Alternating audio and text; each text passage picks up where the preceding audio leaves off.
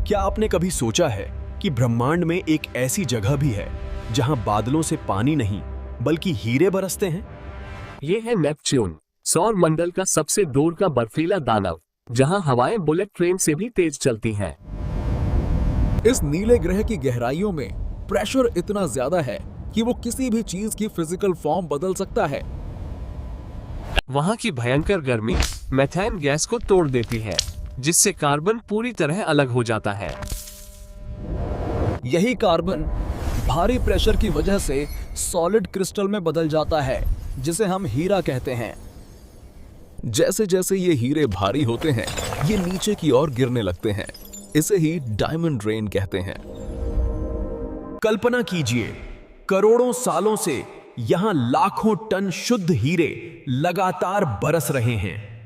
अर्थ पर हीरा मिलना बहुत मुश्किल है, लेकिन नेपट्यून पर यह एक आम बात है। जैसे जैसे ये हीरे गहराई में जाते हैं, वहां की गर्मी इन्हें पिघलाकर लिक्विड बना सकती है। स्टैनफोर्ड लैब में लेजर एक्सपेरिमेंट्स के जरिए वैज्ञानिकों ने इस बात को सच साबित कर दिया है।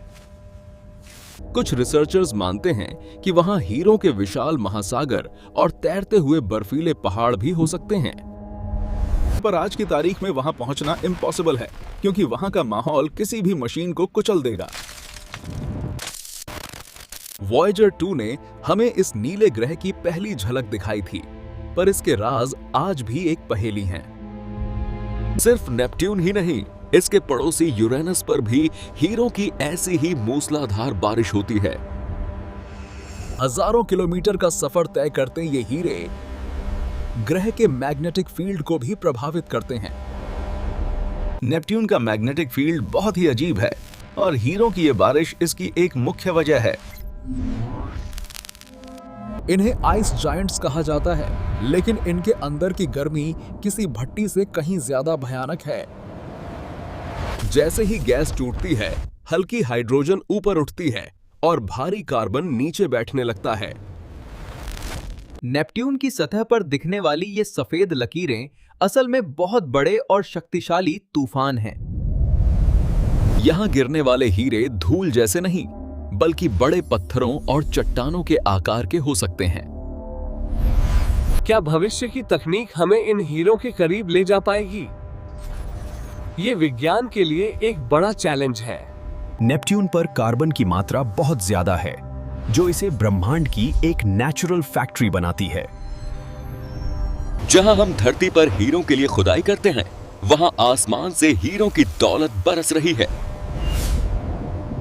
ग्रह पर दिखने वाले ये काले धब्बे असल में धरती जितने बड़े और विनाशकारी चक्रवात हैं।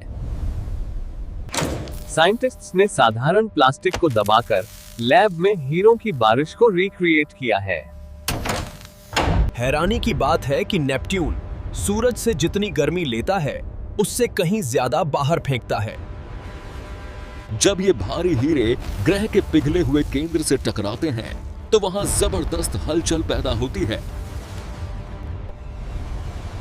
सूरज से 4.5 अरब किलोमीटर दूर ये नीला ग्रह अपने अंदर सबसे कीमती भविष्य के डायमंड डाइवर्स शायद ऐसे जहाज इस्तेमाल करेंगे जो इस भारी दबाव को झेल सकें।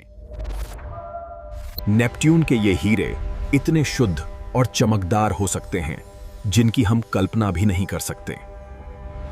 गहराई में जाते ही हवा इतनी गाढ़ी हो जाती है कि वो किसी गाढ़े पेस्ट की तरह लगने लगती है। ये प्रोसेस अरबों सालों से बिना रुके चल रहा है, जो इस ग्रह की बनावट को गढ़ रहा है। लाखों सालों बाद नेपट्यून का केंद्र पूरी तरह हीरों से भर सकता है, जो इसे और भी अनोखा बना देगा। केमिकल रिएक्शंस बताते हैं कि कार्बन का हीरे में बदलना पलक झपकते ही हो जाता है। बर्फ और धूल से बने इसके छल्ले इस मिस्टीरियस ग्रह की खूबसूरती में 4 चांद लगाते हैं। हीरों की इस परत के नीचे हाइड्रोजन का एक विशाल समंदर है, जो बहुत ही एक्टिव है। क्या आप इस हीरों की बारिश को करीब से देखना चाहेंगे? हमें कमेंट्स में जरूर बताएं।